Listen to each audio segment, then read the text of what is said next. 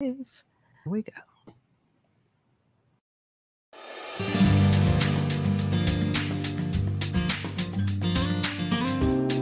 Welcome to the Women's Sanctuary, the podcast about tending the soul of women, sisterhood, and the rise of the sacred feminine. I'm your host, Arlia Hoffman.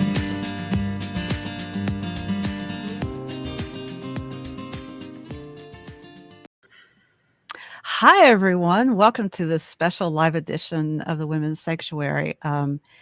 It is quite a day. It is, I would call it an historic day. And my friend Marcia Wade and I have been chatting, and every time she posts an update on Sister Astrology, I'm like, Marcia, we got to talk about this.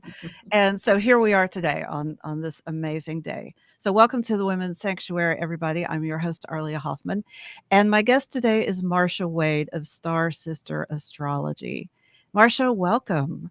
Thank you, Arlia. I'm really happy to be here. I'm thrilled to have you. Please tell everybody who you are, what you do, and maybe a little bit about you and how you came to be Sister Astrology. So, I am a grandmother who lives in Atlanta and have been falling in love with the stars since I was in graduate school. I'm Aquarius rising, so how I got to be 29 years old without knowing a thing about astrology, I don't know. But it was my graduate school advisor who came bursting into my office. I was the research associate in a women's studies program way back in the day. And she said, Marcia, you have got to do what I just did this weekend, and you need to do it soon. And she had come to Atlanta and had her astrology chart read. And I guess on some level, I knew it was time. I was about to have my Saturn return. So within a couple of weeks, I was driving over to Atlanta and walked into the Daily Planets Astrology Center, no longer there. And I mean, it couldn't have been 10 minutes into the reading when I start feeling this click, click, click, like, oh, and leaving as I was walking out, I made a vow. I think I realized it was a vow. I didn't even say a word, but I thought, I'm going to learn everything I can about what just happened in there. And that was like in the that was 1982 to be exact.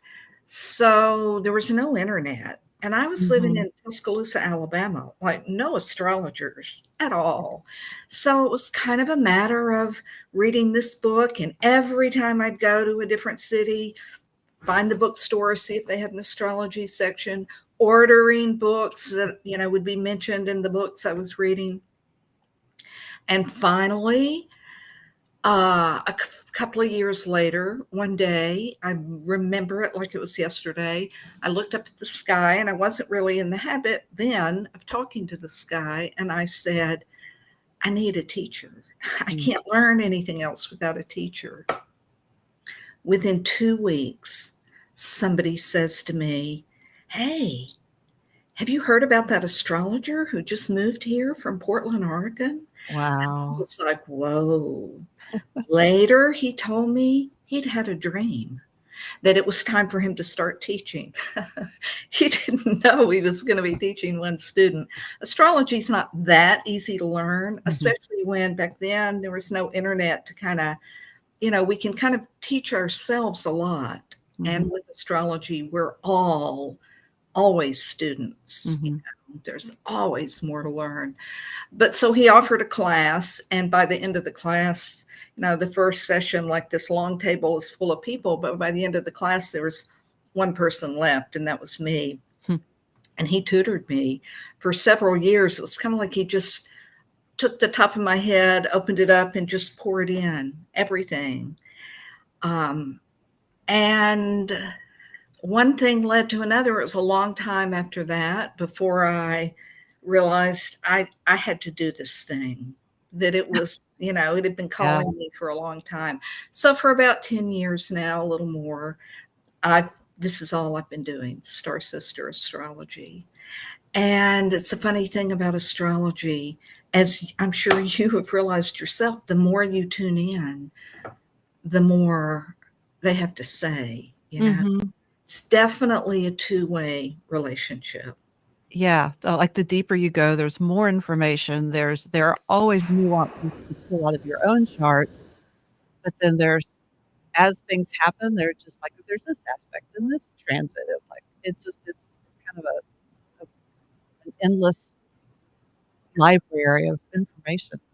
It is. And yet, the other part that I love so much is that, I mean, I'm going into my 41st year. I have a very low boredom threshold. I Mhm. mean, there's nothing else that I am even more interested in now than I was when I first learned about it, except this. But what I love the most is it's the simplest things that are actually, to me, the most mind blowing, Mm. like the fact that we're connected to the moon and the sun and the planets and the stars, like they're part of us. That really still, I Mhm. think, is kind of mind blowing. Yes, we are connected, that blows my mind too. So let's talk about why we're here today. November 8th, 2022, the total lunar eclipse was this morning. I missed it, but I did get to see the sunrise. But you know what? I took your words to heart, or somebody's words to heart, where like, you don't have to see it, we're in it. Like, it's gonna Yeah. impact us regardless. Talk about what today means, kind of what's in the sky, and just however you wanna frame this moment in time. So, first, I want to say just a little about what a total lunar eclipse is, because it's so profound.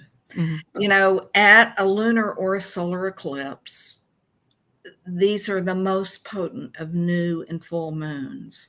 And it's easy for us to forget that our lives depend on the sun and the mhm, moon. We can tune that out in a way that our ancestors, it just wasn't even mhm, possible for them. But I mhm, mean, we literally eat the light of the sun to stay alive, thanks to that miracle of photosynthesis.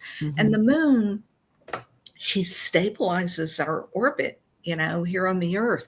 She regulates all the waters. We're mostly water. mhm, She's our deep, intuitive, felt sense. And people have known since we were first here, the moon.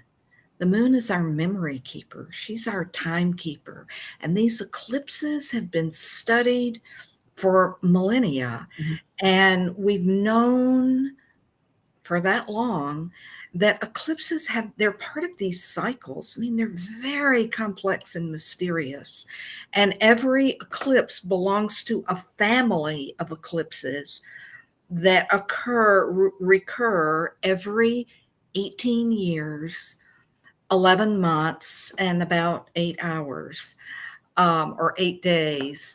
And each of these families, they're called Saros families, they either start at the North Pole and wrap their way. Every eclipse in the series happens 10 to 11 degrees ahead of the last one. So they're slowly wrapping around the globe, or they start at the South Pole and they're slowly wrapping up the globe. And it's really mind blowing to follow the passages of these cycles and to see it's like they're evolving an energy.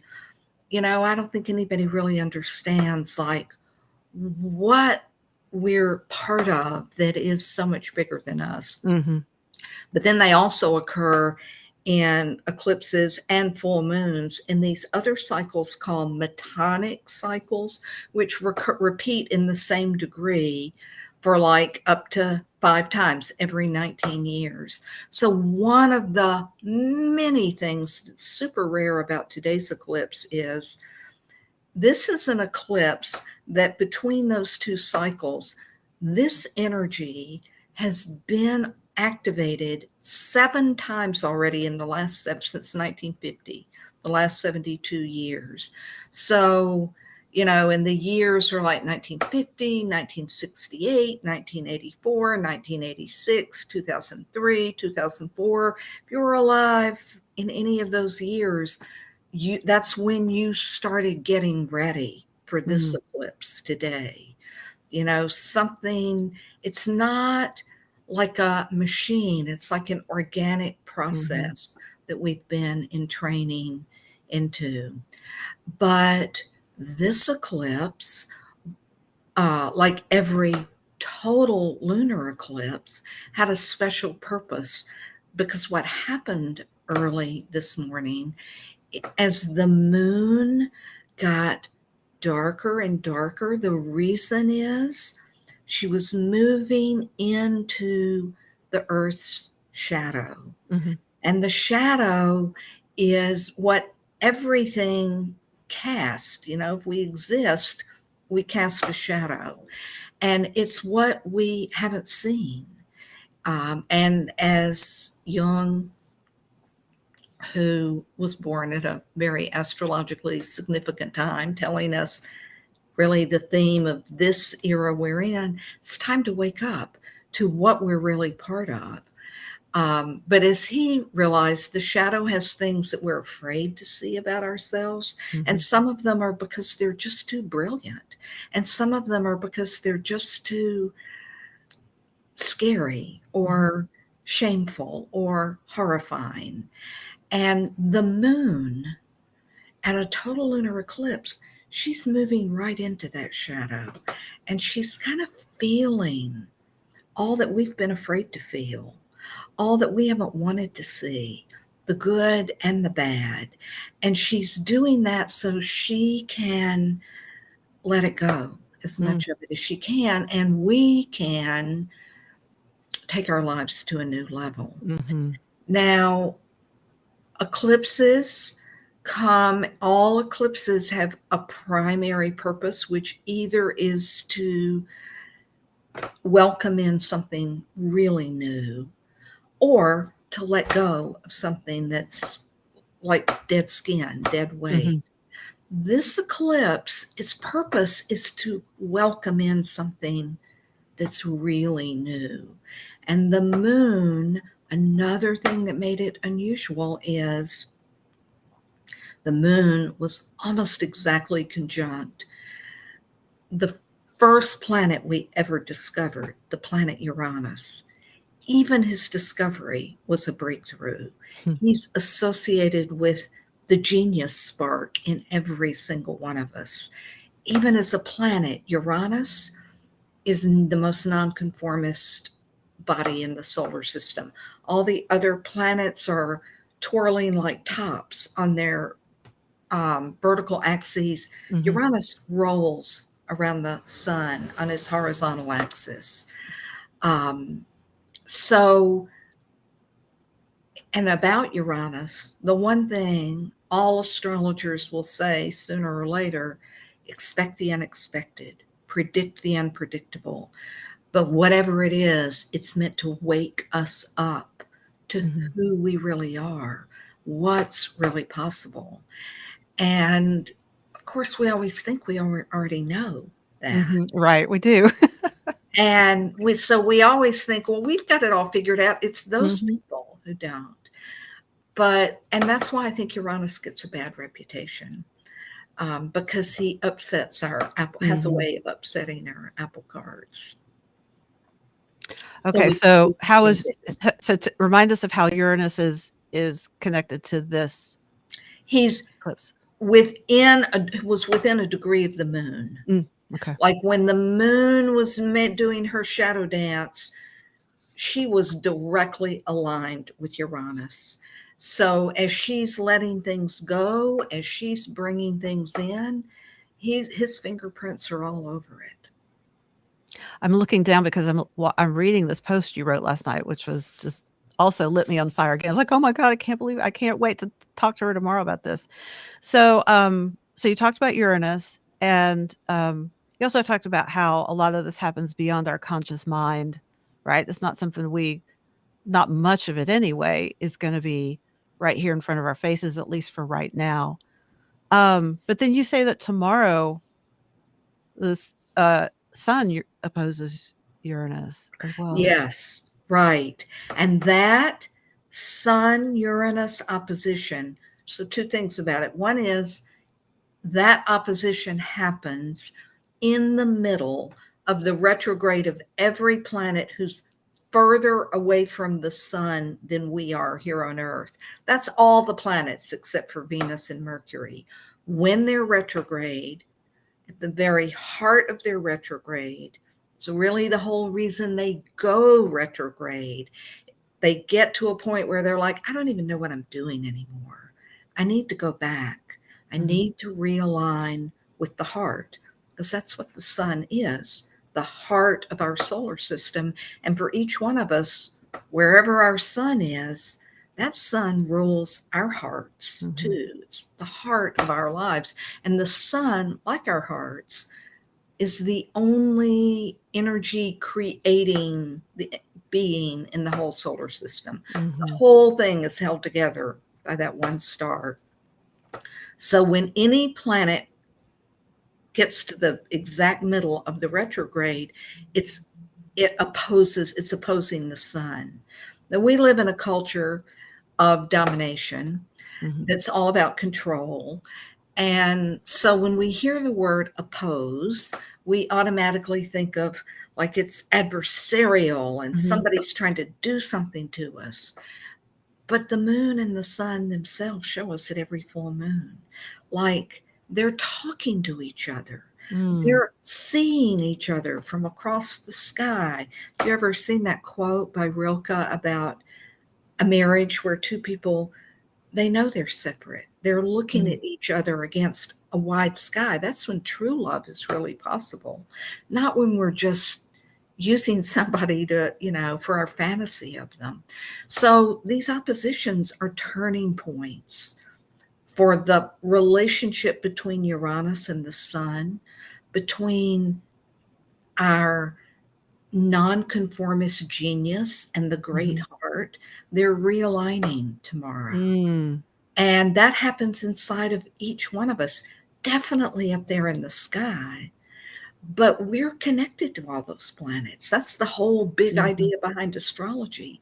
It's not separate from us. We're part of it. It's part of us. So, yeah, we're all making a big realignment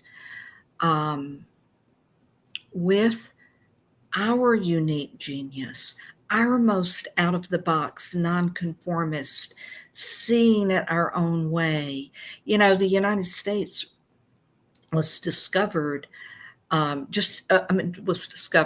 was created just a few years before Uranus was discovered. And within weeks of Uranus's discovery was when the Articles of Confederation were signed.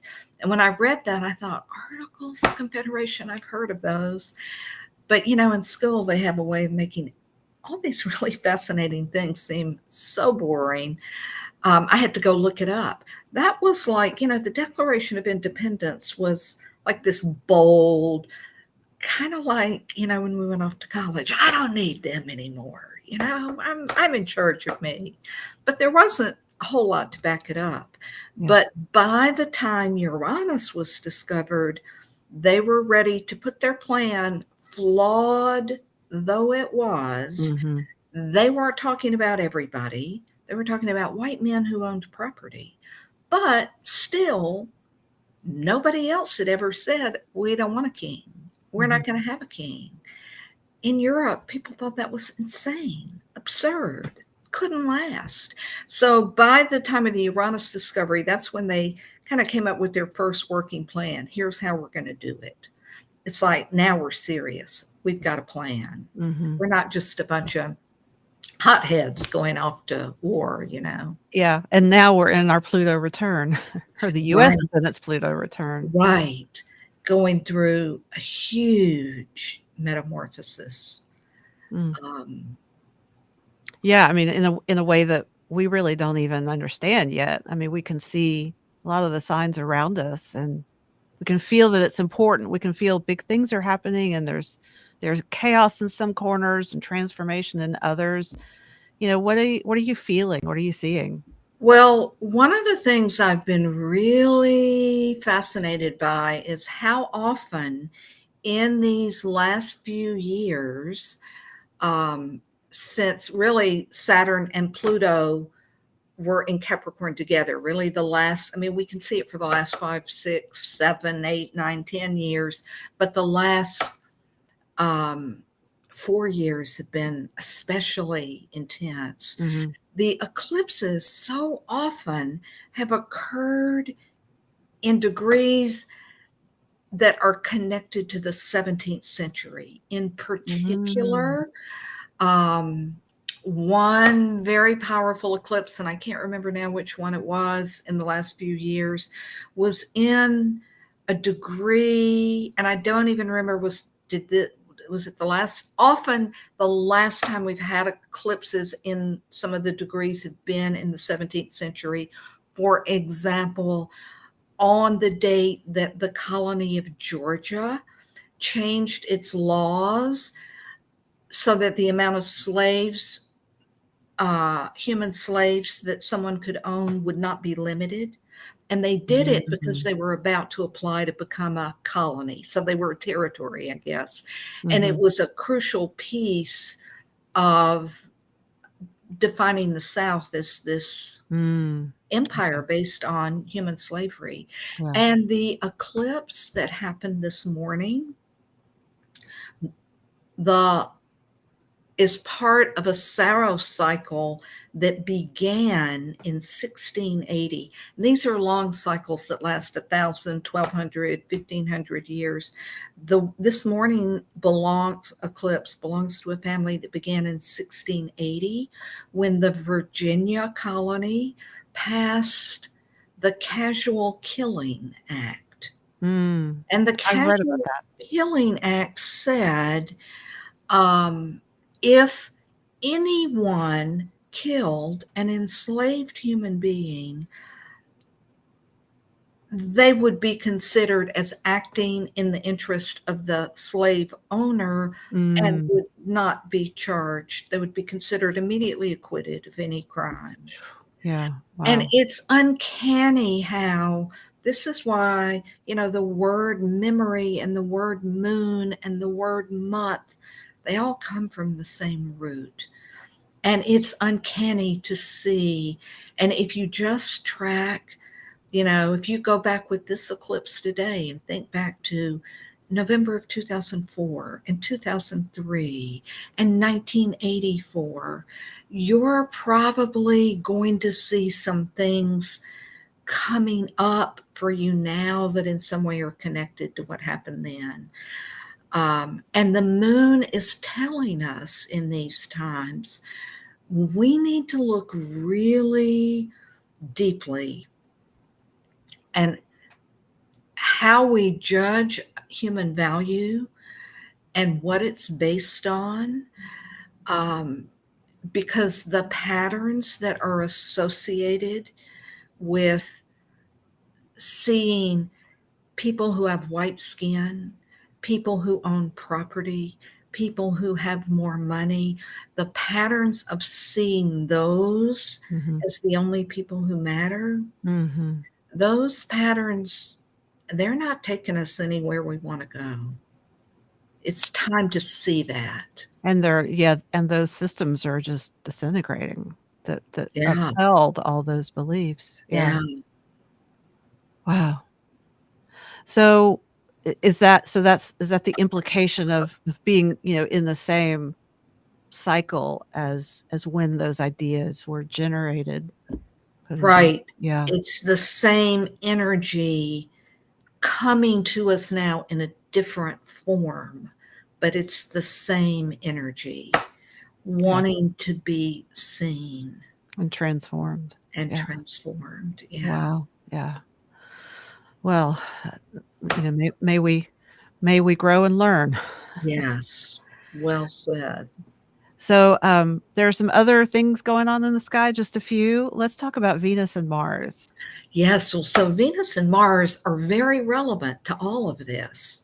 They're the two planets who are closest to the Earth. Mm, So, really, we tap them every minute of our lives, waking or sleeping.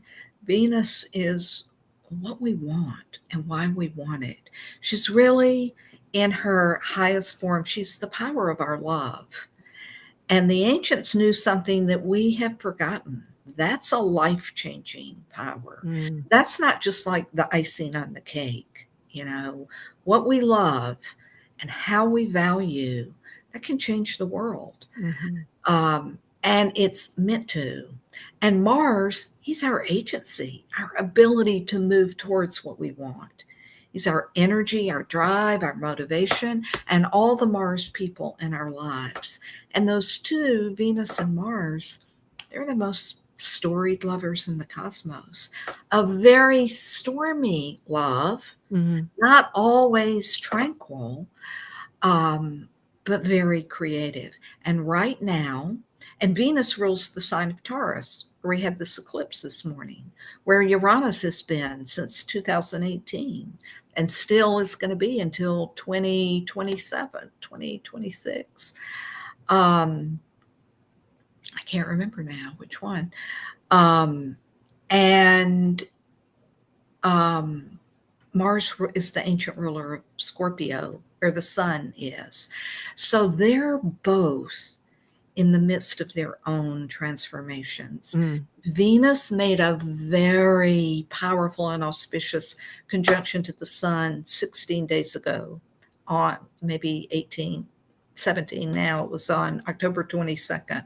mhm, She has a very intricate pattern, and once every 4 years she makes a conjunction with the sun in the same five signs over and over. It's called the Venus star point. It's like mhm, a field of love that she's tracing in the sky around our planet, and also in your own birth chart over and over and over again, creating this field of divine feminine love.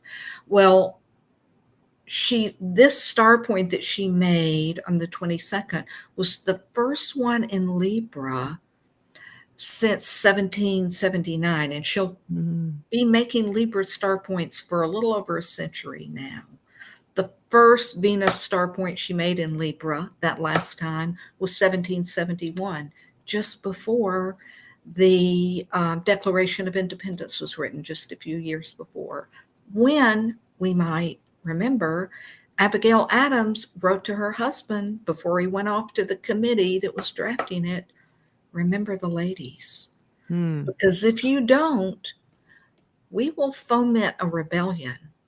Well, they didn't remember the ladies, but Venus did. And in those years of that last time we had a Venus star point, we saw women like Sojourner Truth, Harriet Tubman, Susan B. Anthony, Elizabeth Cady Stanton. We saw women writing about women's lives, mhm, from Louisa May Alcott to the Bronte sisters, really changing literature. We saw women painters, women painting women like Mary Cassatt and others, the first women photographers, and they always were documenting the lives of women. Um, so I think this Venus star point is very significant, and it tells us why we're seeing such fierce desire to control women's bodies, yeah, women's power, women's voices, mhm, because it's time, you mhm, know. Um, and then Mars now, I've been feeling for a long time, as I've really been thinking more and more as we see so much collapsing, that we think of this way of living not necessarily with the computers or even the electricity, but basically this patriarchal way with war constant as Mhm. kind of the way it is. Mhm. But actually, what we know is that we've been on this planet 10 times longer than we've had war, Mhm. 10 times longer than we've had patriarchy. And, the planets have been around longer even than that. So if this culture of domination is recent in our history, then so is the way that the box that we have put Mars into, you know, the aggressor, Mhm. the violent one, the Mhm. warlike one. That's a pretty new box. And I really have been feeling for the last few years, Mars is tired of that box. Mm. He's tired of being conscripted by the dominators to go off and fight their wars and stir up things. And, and we all know he's a part of all of us, Mhm. every single one of us. Um, and this retrograde, and Mars goes retrograde less often than any other planet. He's our go energy. So Mhm. for him, slowing down, turning around, going back is something he doesn't like to do at all. But he's doing it now. And he's doing it in the sign of Gemini, the twins. And I really feel like he's asking us to let him find his other side. Mm. Who has he been? Let us find the green man, you know? Let us find the horned god. Let him out of that prison cell of the warrior, the Mm. killer, the murderer, the rapist. And that requires a lot.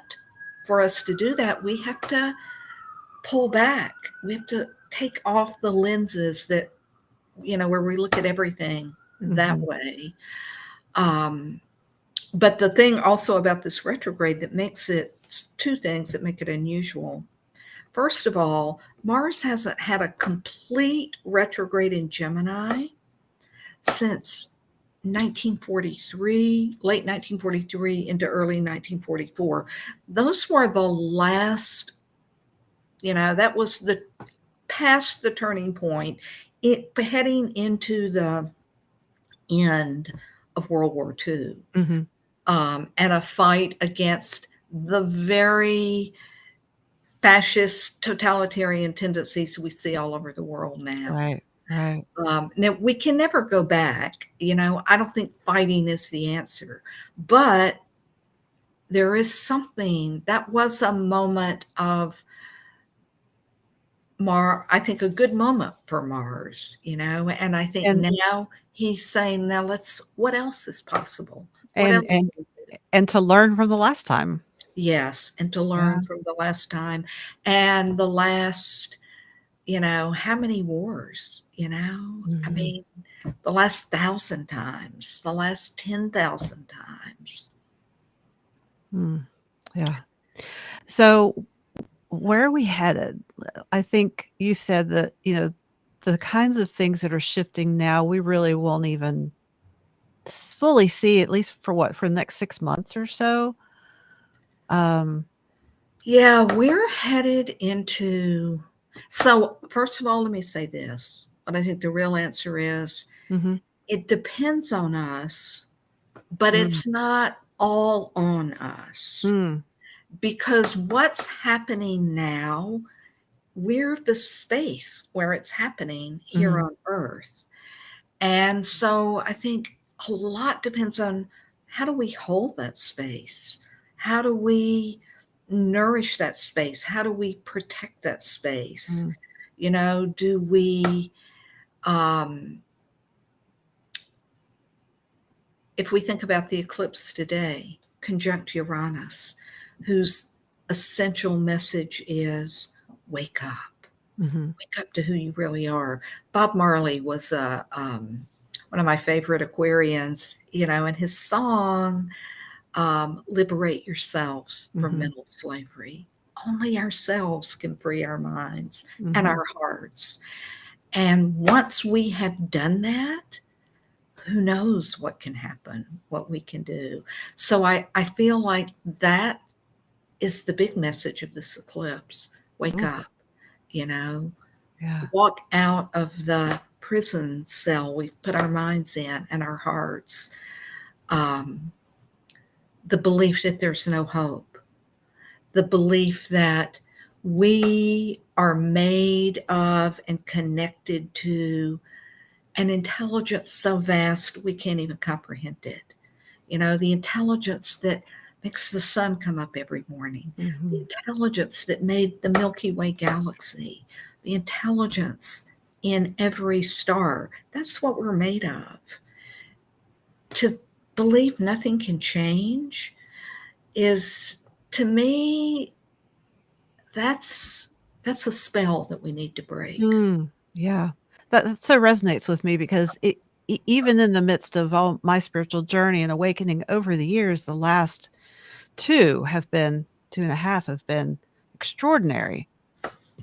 And I have felt that really strongly that, like, whatever I'm doing physically, mentally, and spiritually, it's all serving to break that mental slavery, all those belief systems.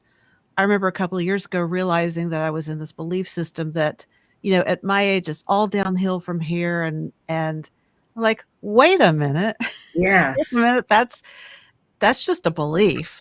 And That's a spell. That's a total exactly, spell exactly. because, you know, if you look at all those Paleolithic goddess figurines that for a long time were described as fertility Mhm. goddesses, but you look at those bodies, those long drooping breasts, you know, those that's not a woman of childbearing age. Those are Right. old women. Those are grandmothers, and those are the statues that we find Those are the everywhere. wise women. That's right. Yeah. Yeah. So I think there's a reason that spell has been put on the idea of a woman growing old, Mhm. you know, that we're so afraid of it because those who cast those spells, they know Mhm. Well, it how. reminds me of going back to what you were talking about, the tightening of control over women's bodies because probably we all know on some unconscious level that we're beginning to wake up to our own power and the Yeah, power of absolutely. and our connection to the infinite, which is also reflects our power. And you know what? Conjunct the sun today Mhm. as the eclipse was happening, and every full moon, you know, it's the moon and the sun together doing it, you know, making doing the dance. The sun was exactly conjunct the asteroid. These are, you know, the little fragments Mhm. of from the creation era of the solar system.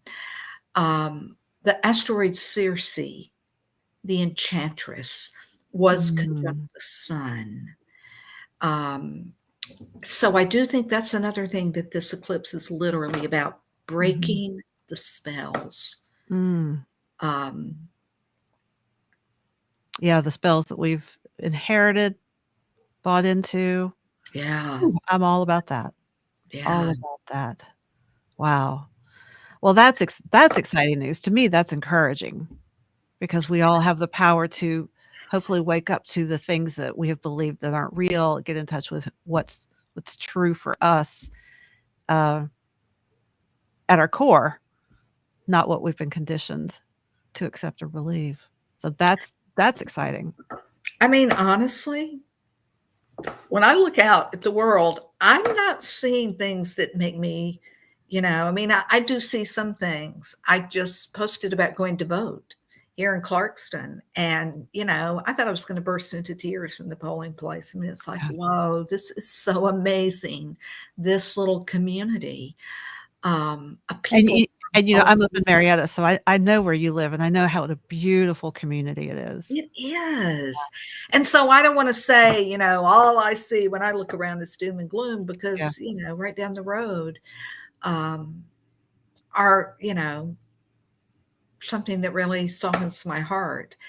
But, there's a lot going on that's very troubling.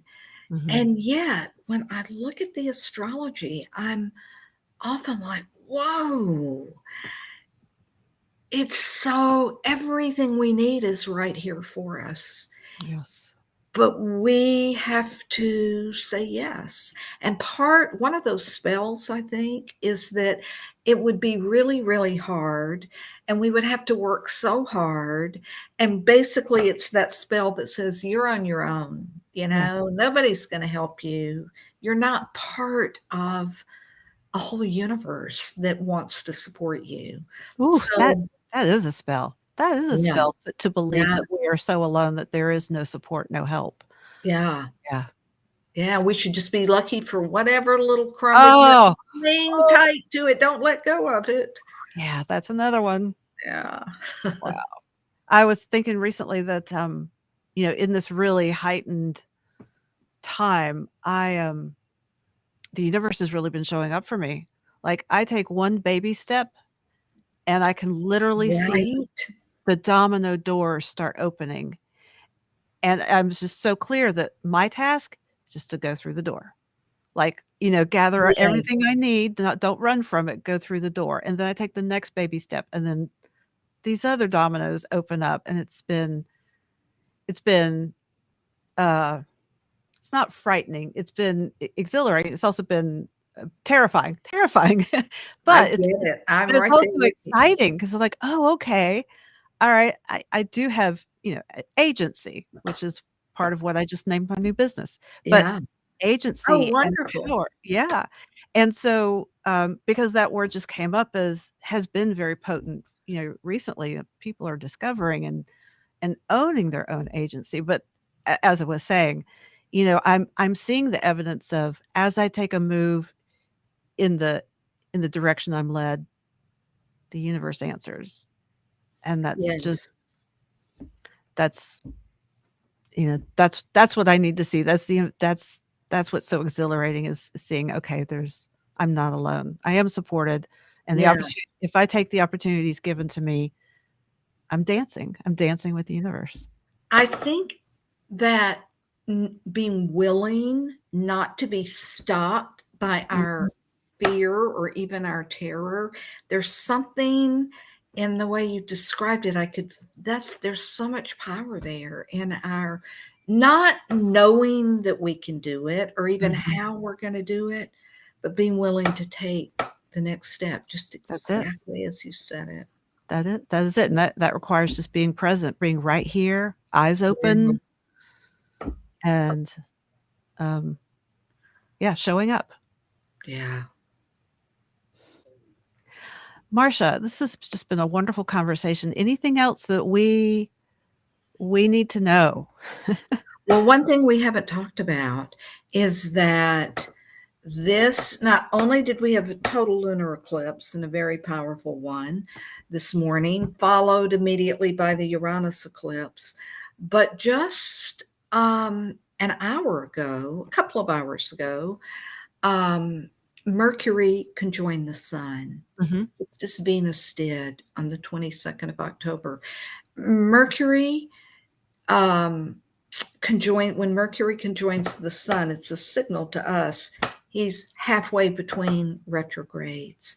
mhm. And something happens to every planet who aligns with the sun, changes the planet. So all day today, Mercury, our messenger planet, the way we're seeing things, the way we're communicating, the way we're receiving, there's a kind of rarefied quality. It's like the word Cazimi, which is a planet within 17 minutes, arc minutes of the sun. Mm, There's 60 of those arc minutes in every degree. The word Kazemi means in the beams of the heart. So mm, our ability to transmit information and receive it is purified today. We're really our messenger energy is in the heart. Um, and so that's an important thing for us to just one more way. It's like the universe today is not just bowl facing, pay attention, be present, free your mind, free your heart. What do you need to let go of? That's bold faced, and then it's italicized, underlined, and there's like 5 exclamation points by it. Beautiful. Well, what a perfect time to have had this conversation. It is. Well, And we didn't, it just kind of happened, right? yeah, yeah. Well, we followed the nudges, right? Yeah. Follow the nudges Right. and show up, literally. Oh, Marcia, thank you so much for this. I I've enjoyed really it so appreciate, much. your wisdom and all the pieces you bring together to help us understand what's happening, help us understand and approach our lives with more agency and presence and awareness. And so thank you for the gifts that you bring and your presence here with me today. I'm really grateful. Oh, thank you for having me. It's so wonderful. You're such a resonant person to talk about all this magic with. I've loved it. Absolutely. Thank Thank you. you. So that's it for us today. Thank you, everyone, for joining us. We're so glad you could be here. We will see you again next time here on the Women's Sanctuary. Thank you to Marcia Wade. Feel free to go online, to get more of our episodes, like and follow, review. We really appreciate that for great guests such as Marcia. So thank you so much. Y'all have a great day.